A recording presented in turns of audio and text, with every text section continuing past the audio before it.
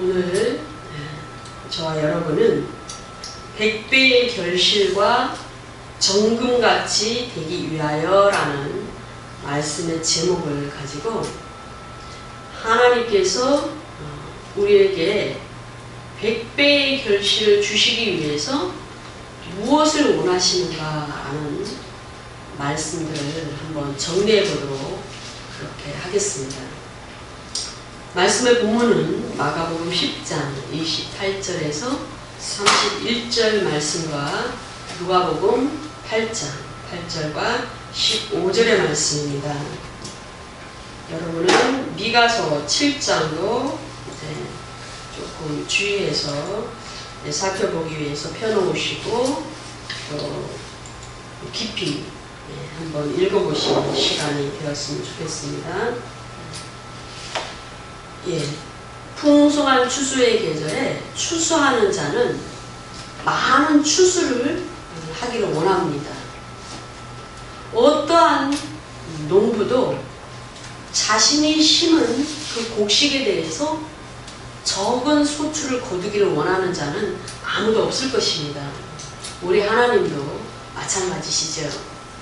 우리를 구원하셨다면 구원하신 자녀를 통해서 하나님 나라에 크게 기여하며 많은 영혼들을 돕고 세우며 또한 하나님께 영광을 올려드리고 찬양을 올려드리기 위해서 구원하셨기 때문에 그것을 얼마만큼 잘하느냐에 주님께서 우리에게 상급을 예비하실 줄로 믿습니다.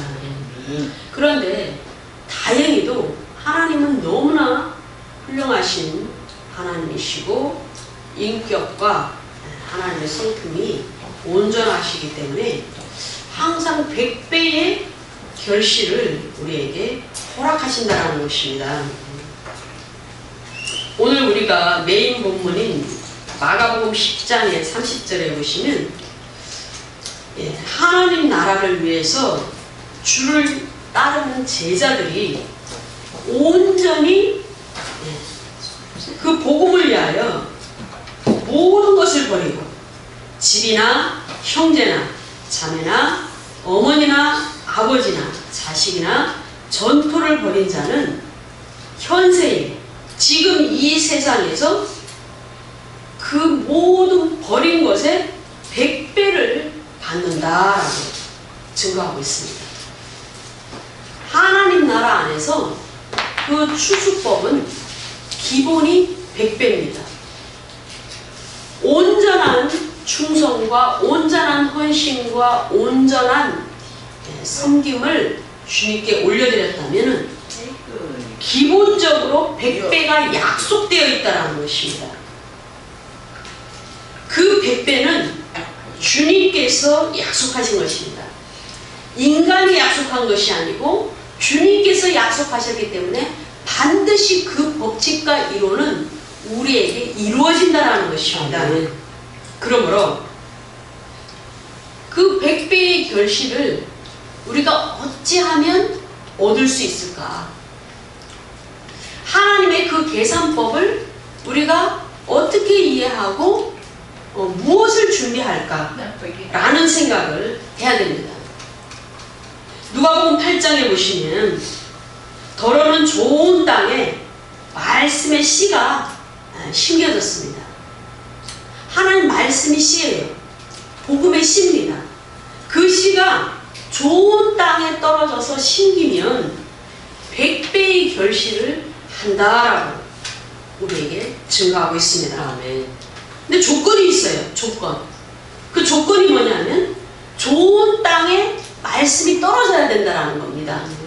그렇다면 우리는 좋은 땅이 돼야 되죠.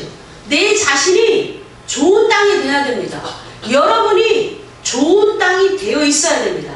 그 말씀을 받는 마음밭이 좋은 땅이 돼야 되고 여러분의 모든 삶의 생활 방식이나 그 모든 믿음의 자세가 좋은 땅이 돼야 됩니다. 하나님과의 관계에 있어서 그 관계가 좋은 땅이 되어 준비되어 있어야 되는 것입니다. 그럴 때 100배의 결실을 허락하신다라는 것입니다. 모든 열매는 성령께서 하셔요. 그래서 바울 서신에 보면 열매는 성령의 열매입니다.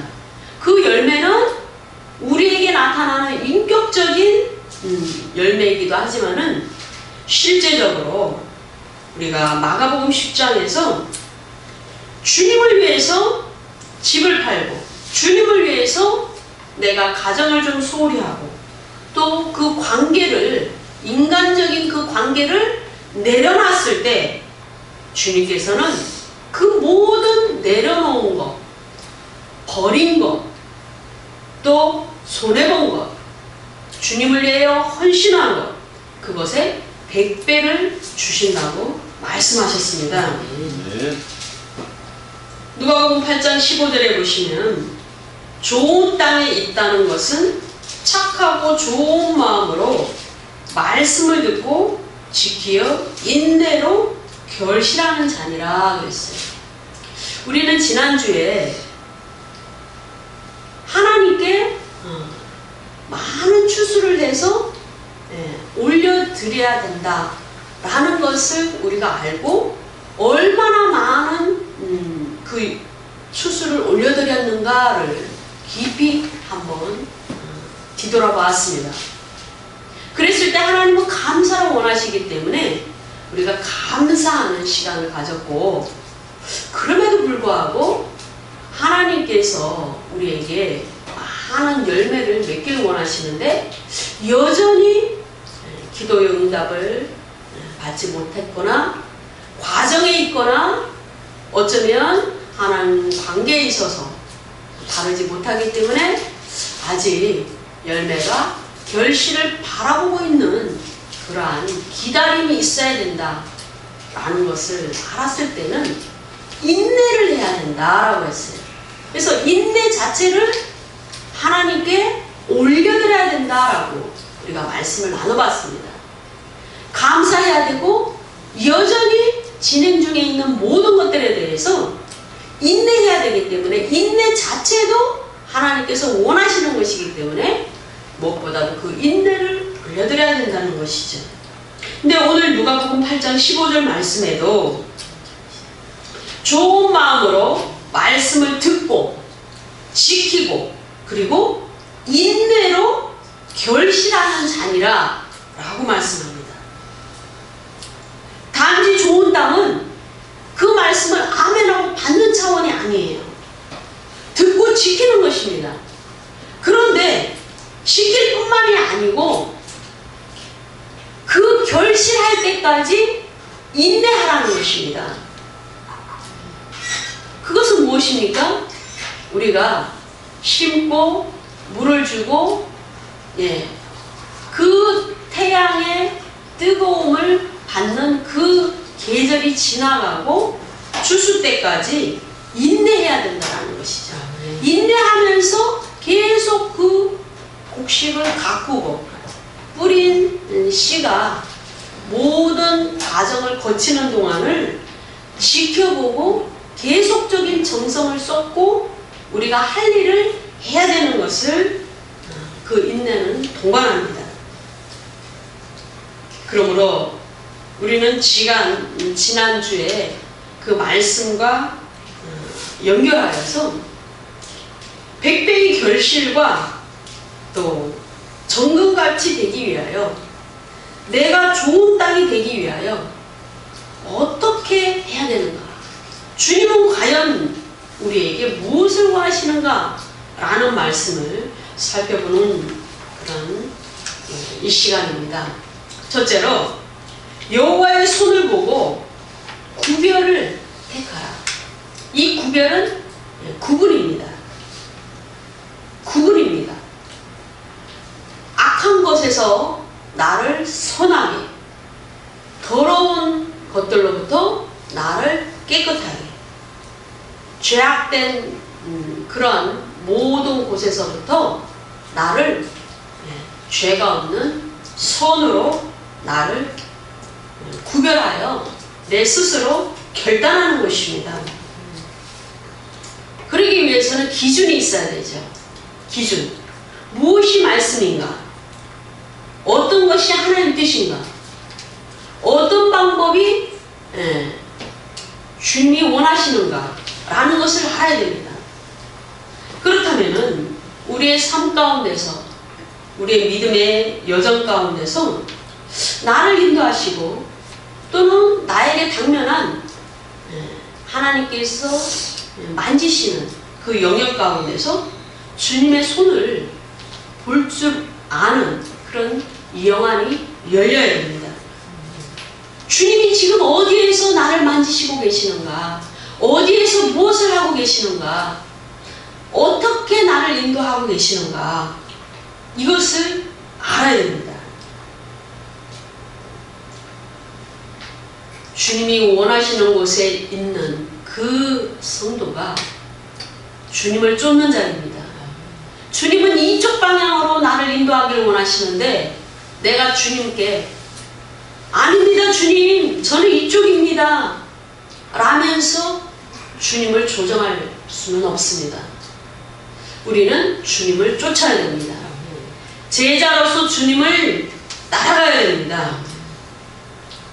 마가복음 10장 28절에서 예수께서 베드로가 여짜와 이르되 보소서 우리가 모든 것을 버리고 주를 따랐나이다. 네. 모든 것을 보고 모든 것을 버리고 주를 따랐으면 베드로 역시 보상을 받기를 원하죠. 그런데 모든 것을 버리고 주를 따를 때는 주님이 행하시는 일이 보여져야 된다는 것입니다. 그러므로 주님이 어떤 일을 하고 계시는가? 주님의 임재의 현상은 무엇인가? 주님의 그 말씀의 빛은 나에게 무엇을 요구하시는가를 분별할 수 있어야 됩니다. 그런데 세상은 혼탁합니다. 세상은 계속적으로 문화와 우리가 이해할 수 없는 그러한 방향으로 나아가고 있습니다. 마태복음 10장 34절과 35절의 말씀을 보면은 주님께서는 말씀하십니다. 내가 세상에 화평을 주러 온 줄로 생각하지 말아라.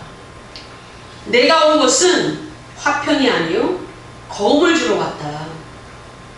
내가 온 것은 모든 가족관계에서도 불화하는 그런 일이 있다라고 말씀합니다. 이 말씀은 서로 미워하고 서로 분쟁하기 위한 그런 적대관계가 아닙니다. 이러한 결과적인 현상은 주님의 진리이기 때문에 그리고 주님이 선을 제시하기 때문에 그 선을 따르지 않는 자는 악의 영역에 서는 것입니다. 주님이 기준입니다. 그런데 그 기준을 무시하면 기준 밖에 서 있게 되는 것입니다. 그러므로 자동적으로 이쪽 편과 저쪽 편으로 당연히 구분이 되는 것이죠. 그 어둠이 충만한 가운데 빛을 쬐면은요, 즉시 빛이 강하면 어둠이 물러갑니다. 그런데 빛이 희미하면 어떻습니까? 어둠과 빛이 공존하는 그러한 현상입니다. 어두침침한 빛이 쬐긴 쬐는데 어둠도 있고 완전한 빛이 그것을 전복하지 못하는 어두침침한 이러한 상태에 놓이게 됩니다. 그러면 당연히 분쟁하게 됩니다. 왜 그렇게 대립관계에 있을까요? 하나님을 선택하지 않기 때문입니다. 예수 그리스도의 복음을 선택하지 않기 때문입니다. 그렇게 되면 주님께서 원하시는 어떠한 축복도 누리게 될 수가 없지. 누리지 못하는 것입니다. 하나님은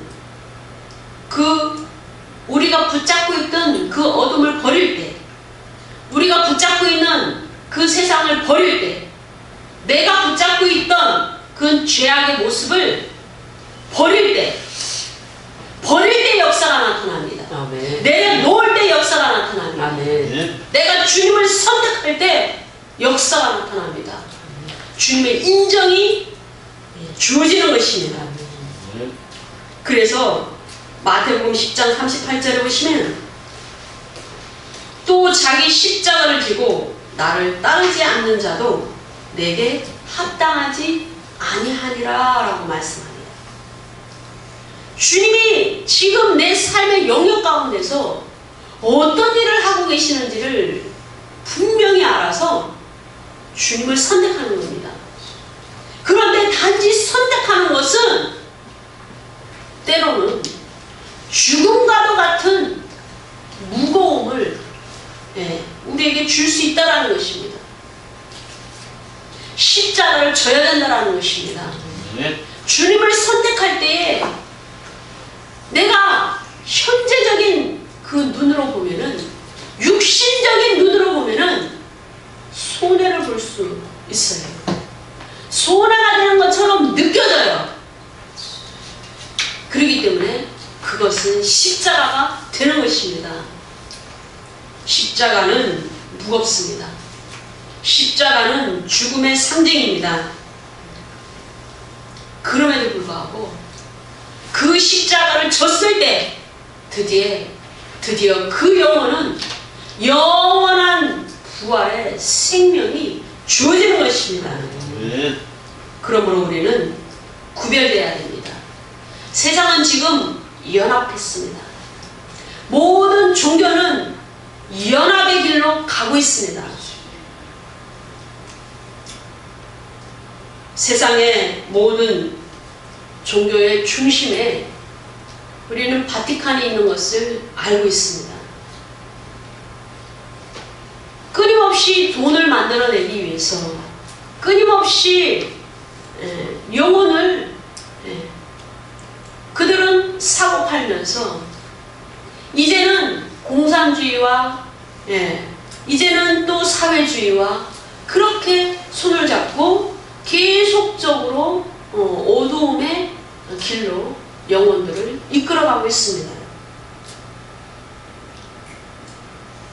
연합의 세력으로부터 계속적으로 분리하는 것은 주님을 선택하는 것입니다. 주님은 그렇게 하지 못하는 우리를 바라보시면서 주님은 너무나 마음이 아프십니다. 요엘서 3장 16절에 보시면 여호와께서 우리 백성의 피난처시요 이스라엘 자손의 산성이 되시리로다 라고 말씀하십니다. 이스라엘 백성들이 주님을 선택하지 못하고 계속적으로 민족적으로 우상 숭배를 해서 하나님의 징계를 받았습니다. 회복을 얘기합니다.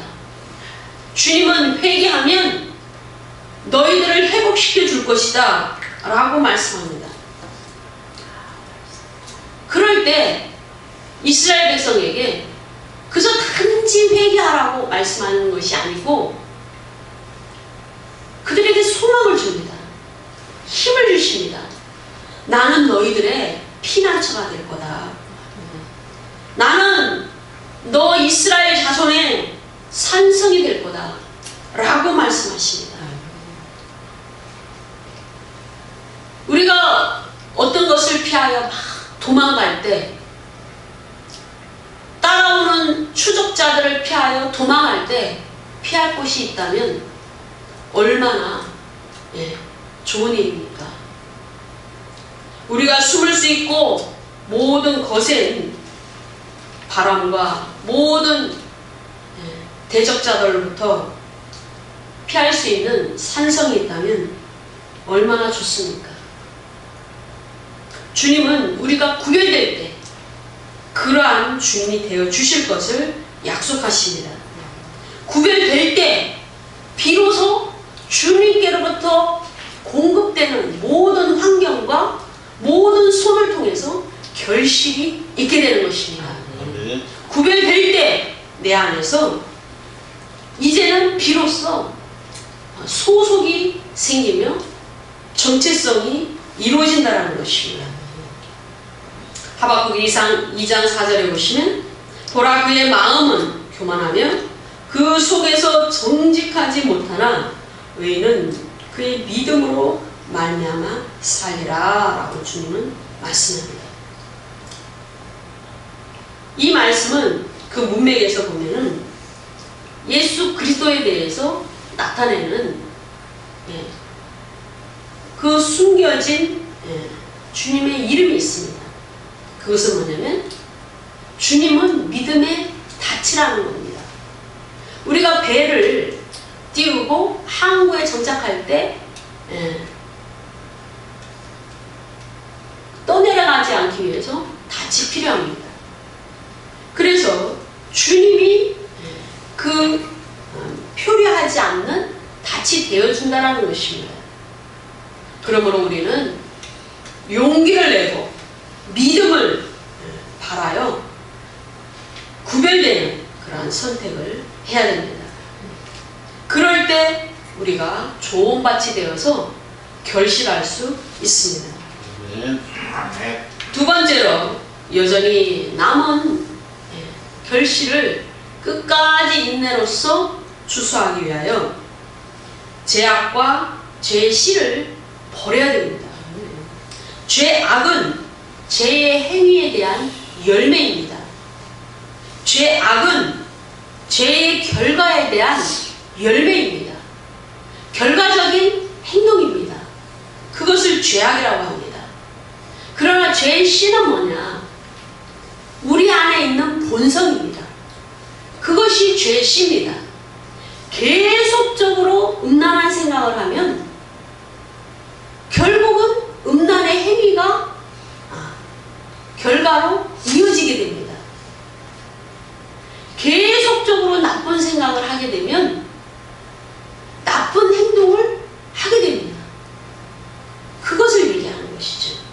그래서 우리가 예수를 믿으면 점점 구별되어서 죄악을 행하지 않게 됩니다.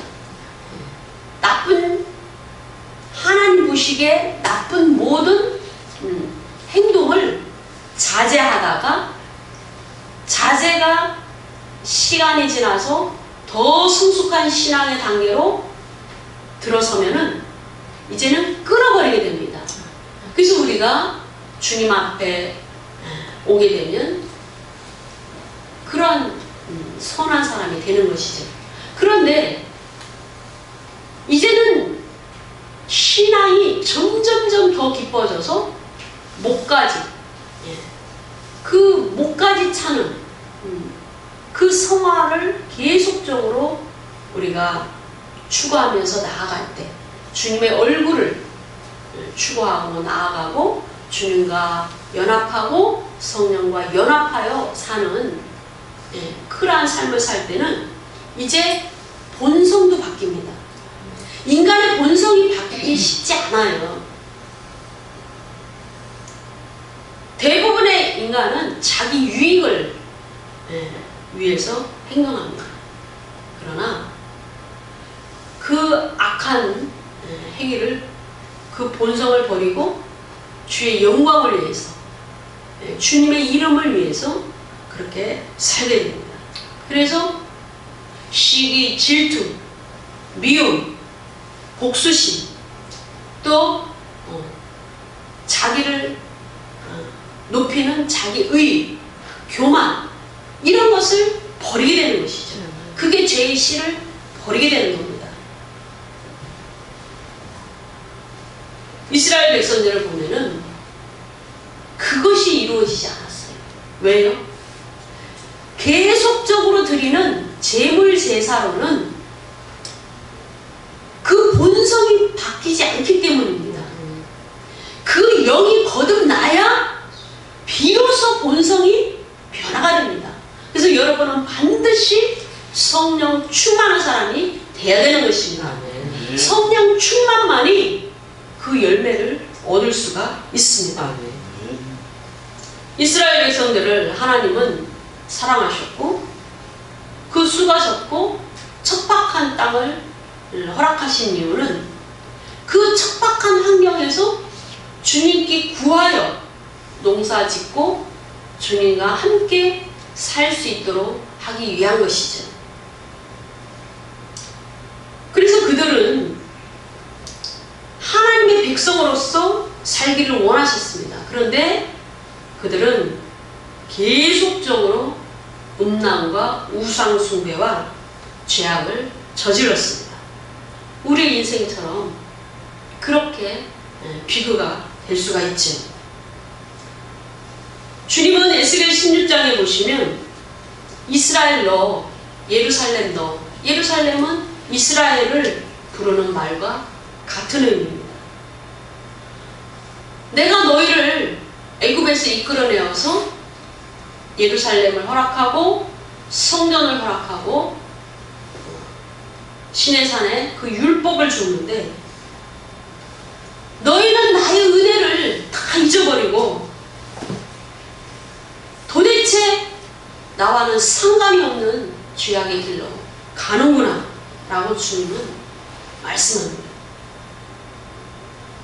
예루살렘을 처음 부르고 그들을 아내로 삼았을 때 그 모습은 벌거벗은 그 몸이었고 핏덩어리로 금방 낳은 그 아이와 같은 그러한 존재였는데 내가 씻기고 성장시키고 아름다운 옷을 입히고 멸류관까지 씌운 황으로 만들어준 그러한 나에게 너희들은 나를 아프게 하며 음란을 행하며 나를 버렸다라고 주님은 말씀합니다. 그들의 죄악은 너무나 커서 소돔의 죄악보다 더 큰 죄악을 저질렀다라고 주님은 말씀하고 있습니다. 여러분은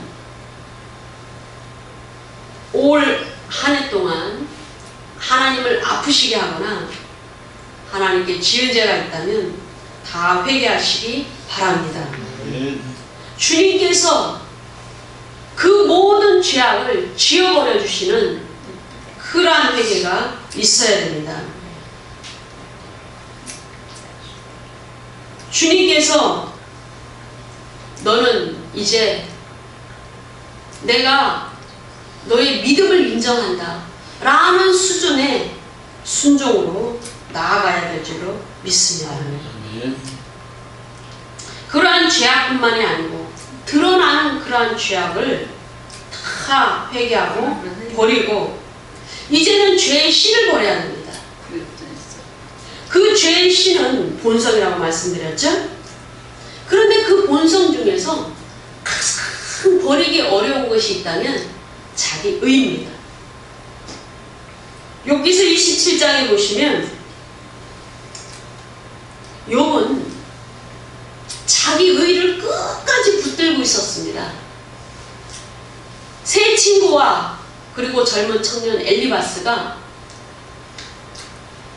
하나님께서 무슨 이유가 있겠지. 네가 하나님께 잘못한 것이 없으면 그 지경까지 고통과 고난과 그 험한 꼴을 네가 당할 수 있겠느냐 라면서 끊임없이 회개를 촉구하고 하나님과의 관계를 바르게 할 것을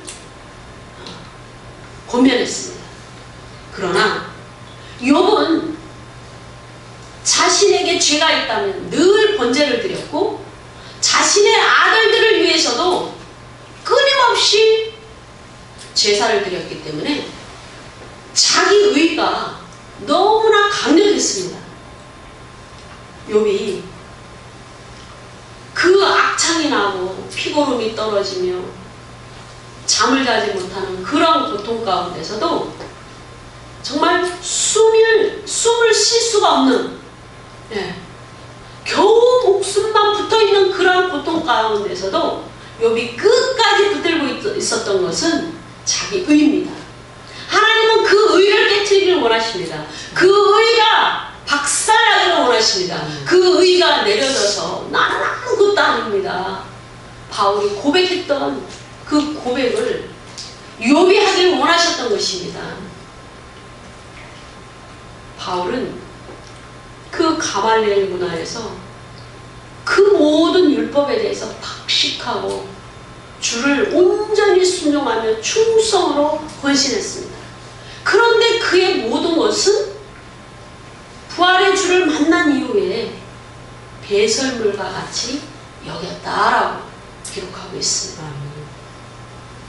나의 나된 것은 주의 은혜라고 우리가 그렇게 고백하면서도 결국은 우리가 주님 앞에 나아갈 때 나의 봉사한 것을 들고 나아가는 자도 있고, 내가 헌금한 것을 들고 나아가는 자도 있고, 내가 기도의 시간을 많이 드린 것을 들고 나아가는 자도 있습니다. 아, 나는 큰 죄악을 저질리지 않았어. 난 참 괜찮은 사람이야. 나는 교회를 위해서 이렇게 헌신했어. 라는 것을 들고 주님 앞에 나아갑니다. 그런 것으로는 의롭다고 주님께서 칭찬하시는 것이 아니고, 우리가 한 가지 죄가 있든지 간에 또는 100가지 죄악이 있든지 간에 그것은 하나님 보시기에 불의합니다. 모두 그리스도로 옷 입어야 됩니다. 모두 십자가의 보혈로만 우리는 그 죄가 사해질 수가 있습니다. 그러므로 우리의 의는 없어야 됩니다. 우리의 의는 전부 내려놔져야 되는 것입니다. 욥은 드디어 그 모든 권면을 받고 여전히 그 의를 붙잡고 있을 때 드디어 하소연이 나오면서 하나님께 물어봤습니다. 그랬을 때 하나님은 폭풍 가운데서 말씀하셨습니다. 그 폭풍 가운데서 나는 이러한 창조주야. 너 이거 할 수 있어? 너 이것도 할 수 있어? 너 이런 거 알아? 창조의 비밀과 창조주 하나님께서 행하시는 모든 어마어마한 일들을 계시해 주셨습니다. 그랬을 때 비로소 욥은 영안이 열렸습니다. 그래서 욥의 입술에는 내가 귀로만 들었었는데, 주님에 대해서 귀로만 들었었더니 이제는 주를 눈으로 배움나이다 라고 깊은 겸손의 그 믿음의 고백을 하게 되었던 것입니다. 영안이 열린 것입니다. 영안이 열려서 주님께서 하시는 그 의미가 크게 와닿으면서 자신의 부족과 정말 미물과 같은 그러한 자신의 상황을 인식하게 된 것입니다. 여러분도 그 죄의 씨, 그 본성을 여전히 가지고 계신 그 무엇이 있다면 이 시간 버리시기 바랍니다. 우리 안에 모든 쓴뿌리, 우리 안에 모든 녹슨 것, 정금같이 되기 위하여 주님께서 연단하기를 원하시는 그 모든 불순물을 다 제거하여 버리시기를 원합니다. 이스라엘 백성도 에스겔 24장에 보시면 하나님은 녹슨 가마로 그 예루살렘을 표현하셨습니다. 에스겔 11장 3절에 보면 그 예루살렘이 녹슨 가마라고 이미 암시가 주어지죠. 그런데 이 왜 녹이 슬었냐? 그 안이 깨끗하지 못해요. 큰 가마솥에 무언가를 끓이려면 그 가마솥 안이 깨끗해야 됩니다. 그러면 적어도 죽이라도 끓여서 수프라도 끓여서 먹을 수가 있지요. 그런데 녹이 슬면 어떻습니까? 아무것도 끓일 수가 없어요. 그래서 이 녹을 다 제거하기 위해서 하나님은 이스라엘 백성들을 전부 그 가마에 집어넣어서 심판하시겠다라는 것입니다. 예루살렘에 있는 그 모든 성읍의 사람들을 하나님은 거기에다 그 가마에다가 집어넣어서 전부 심판하시겠다라는 비유의 말씀입니다. 이것은 뭡니까? 하나님은 예루살렘을 새롭게 하시겠다는 말씀입니다. 예루살렘의 모든 사람을 깨끗하게 회개된 사람으로 주를 섬기고 온전히 예배하는 사람으로 변화시키고 싶다라는 하나님의 계획하심입니다. 주님은 좋은 땅을 만들기 위해서 우리 안에 모든 것을 빼시기를 원합니다. 불순물을 빼시기를 원하고, 내가 무게 잡고 내가 자랑하던 거, 내가 귀하게 여겼던 거, 내가 가치를 두고 우선적으로 주님보다 더 생각했던 거, 그런 것들을 전부 벗겨내기를 원하십니다. 그것이 바로 이 녹입니다. 여러분 안에 무엇이 있습니까? 이 안에 아직도 한 달 반이나 남았습니다. 이 한 달 반 동안 하나님께서 약속하신 그 열매를 위해서, 100배의 결실을 위해서 우리 안에 버려야 될 것이 무엇입니까? 내 안을 갈아엎어야 됩니다. 세 번째로 내 안을 갈아엎고 옥토로 변화돼야 100배의 결실을 끝까지 우리는 거둬들일 수가 있습니다. 그것이 되지 않으면 끊임없이 주님과 코드가 안 맞아요. 코드가 안 맞아서 불순종을 하게 됩니다. 우리가 마태복음 26장 12절에서 13절 본문을 보시면 우리가 잘 다루지 않는 본문이 있습니다. 이 12절부터 한번 보시면 어떤 여인이 있었어요.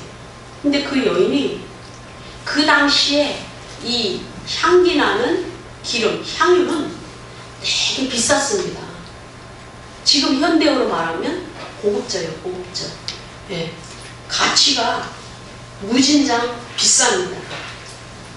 그래서 이것은 비싸기 때문에 여인이 평생 간직하면서 문단장을 하고, 때로는 이것을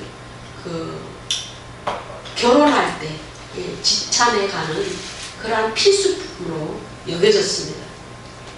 그런데 그 여인이 그 비싼 향유를 가지고 와서 예수님 몸에 붓고 예수님이 향기 나도록 그렇게 하셨다라는 것입니다. 제자들은 난리가 났습니다. 아니, 그 비싼 것을 왜 거기다 붓냐고. 예, 아까워서 난리가 난 것입니다. 그런데 주님은 그 여인이 귀한 일을 했다고 말합니다. 그리고 내 장례를 위해서 내 몸에 향유를 부었다라고 증거하십니다. 그러면서 명령하시기를, 너희들이 온 천하에 복음을 전할 때 이 복음이 전파되는 곳에서 이 여자가 행한 일도 말하여 그를 기억하라. 그 여인이 기억되도록, 그 여인이 그 귀한 일을 한 것을 기억되도록 너희는 그 일도 전파하라라고 말씀합니다. 그런데 우리는 그 그 얘기는 별로 하지 않죠.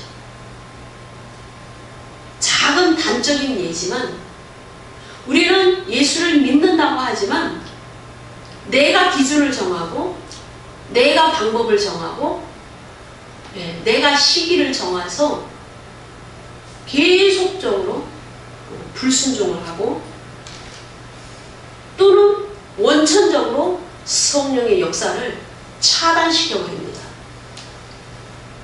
성령께서 역사하시려고 하는데 내 마음을 접어버려서 전혀 반응하지 않음으로 말미암아 성령의 역사를 끊어버린다는 것이죠. 그러므로 우리는 내 안을 갈아엎어야 됩니다. 불순종할 수 있는 이 모든 것을 제거해야 된다는 것입니다. 주님은 그런 것을 굉장히 힘들어하십니다. 성령께서 탄식하십니다. 우리 예수님은 우십니다. 우리 예수님은 눈물이 많으시죠? 애가에 보면은 예레미야 애가 1장 16절에 보시면 장차 예레미야 선지자를 통해서 이스라엘 예루살렘 성읍이 파괴될 것을 말씀하시고 그 성읍에 사는 자들에 대해서 심판의 메시지를 계시로 선포하시고 나서도 그것이 너무나 미리 슬프고 마음이 아파서 주님은 계속 우시는 모습을 보여줍니다. 이로 말미암아 내가 우니 내 눈에 눈물이 물같이 흘러내리며 나를 위로하여 내 생명을 회복시켜 줄 자가 벌 떠났다. 물론 예레미야 입을 통해서 주님이 그 마음을 전달하고 있는 것이죠. 우리가 계속적으로 성령께 귀를 기울이지 않는다면 성령께서 슬퍼하십니다. 우리가 계속적으로 예수님께 코드를 맞추고 예수님께서 내 안에 좌정하실 수 있는 그 마음을 준비하지 않는다면 예수님께서는 눈물을 흘리신다는 것입니다. 황폐화된 성령으로 충만하지 않은 우리 영 가운데서 역사하실 수가 없습니다. 미가서 7장을 봅니다. 9절의 말씀을 보면은 내가 여호와께 범죄하였으니 그의 진노를 당하려니와 마침내 주께서 나를 위하여 논쟁하시고 심판하시며 주께서 나를 인도하사 광명에 이르게 하시리니 그렇게 말씀하시면서 그의 공의를 보리로다 라고 기록하고 있습니다. 그런데 이게 앞 전반부와 후반부가 전혀 뭐가 부합하지 않습니다. 상호 충돌을 일으키는 듯한 한 구절의 말씀입니다. 보세요. 다시 한번 여러분이 한번 깊게 한번 생각해 보시기를 원합니다. 내가 여호와께 범죄하였으니 그의 진노를 당하려니와 여기까지는 별 이상이 없어요. 우리가 느끼기에 범죄이기 때문에 우리가 진노를 당한다 이거죠. 마침내 주께서 나를 위하여 논쟁하시고 심판하시고, 논쟁한다는 것은 주님이 우리의 중보자시기 때문에 하나님께 그렇게 변론하신다는 의미입니다. 그렇게 하시고 나서 그 이유가 어떻게 됩니까? 심판으로 끝나는 것입니까? 아닙니다. 주께서 나를 인도하사 광명에 이르게 하시리니 내가 그의 공의를 보리로다. 하나님은 나를 갈아엎을 때는 하나님의 방법이 필요합니다. 보세요. 우리가 학생들을 징계를 할 때에 그 행동에 따라 징계의 무게를 구별합니다. 근신을 일주일 하는 자, 때로는 근신을 한 달 하는 자, 어떤 것이 더 무게가 무겁습니까? 한 달이냐 일주일이냐는 주님이 정하시는 겁니다. 그래서 우리가 주님 앞에 올 때 어떤 자는 병이 들어서 주님 앞에 오기도 하고, 어떤 자는 사업에 다 망해서 주님 앞에 오기도 하고, 어떤 자는 정말 가정이 파탄나서 주님 앞에 나오기도 합니다. 여러 방법이에요. 그것이 심판이고 주님의 만지심입니다. 갈아엎는 겁니다. 내 인생을 갈아엎는 겁니다. 내가 버리지 못한 불순물이 있다면 내 안을 주님은 깨끗하게 하셔서 좋은 땅을 만드시기를 원합니다. 내 마음을 갈아엎기를 원합니다. 회개하기를 원하십니다. 그래야만 100배의 결실을 맺을 수가 있기 때문입니다. 그렇게 심판하신 후에는 주님이 우리를 인도하셔서 내버려 두지 아니하시고 사방의 음침한 골짜기를 지날지라도 주님의 지팡이나 막대기가 우리를 인도하신다라고 말씀하셨습니다. 인도는 구원받은 자의 은혜입니다. 특권입니다. 그래서 광명에 이르게 하시고 결국은 주님의 그 의로운 공의를 보게 될 거다라고 말씀하십니다. 내 안을 갈아엎고 옥토로 변화하여서 이제는 미가서 7장 11절의 말씀처럼 성벽을 세워야 됩니다. 더 이상 악한 것들이 내 감정을 휘둘리지 않도록, 더 이상 사단이 공격하지 않도록, 더 이상 세상이 들어오지 않도록, 더 이상 내 본성이, 내 육적인 이 본성이 나의 혼을 주장하지 않도록 성벽을 세워야 됩니다. 주님은 예루살렘에 그 성벽이 재건되기를 원하셨죠. 느헤미야와 스룹바벨을 귀하게 쓰셨습니다. 주님은 우리 안에 계십니다. 그래서 우리는 주님의 성전입니다. 성전이 성전되기 위해서 우리 안에 그 성벽이 굳건하게 건축이 돼야 됩니다. 그럴 때 성벽이 건축되면 이 영역은 제한이 되는데 오히려 주님은 말씀하시기를 그날에는 지경이 넓혀질 것이라 이렇게 말씀합니다. 우리가 세상에 들어오지 못하도록, 내 육신이 발동하지 못하도록, 내 생각이 발동하지 못하도록 계속적으로 내가 성령과 연합하여 승리하게 되면 영적인 지평이 넓혀집니다. 성령의 역사의 지평이 넓혀집니다. 그렇게 되면 순탄한 길을 걸어갈 수가 있습니다. 그 영적인 지평이 넓혀지고 그 좋은 밭이 넓혀졌을 때 비로소 많은 추수를, 성령의 열매를 100배로 결실할 수 있습니다. 여러분, 아직도 많은 시간이 있습니다. 주님은 하루만에도 역사하실 수 있는 분입니다. 주님은 한순간에도 사람의 마음을 변화시키시고 결단하게 하시며 모든 관계를 회복시키시며 모든 환경을 조성하실 수 있는 기적의 하나님이십니다. 그러므로 내 안을 갈아엎고 옥토로 더욱더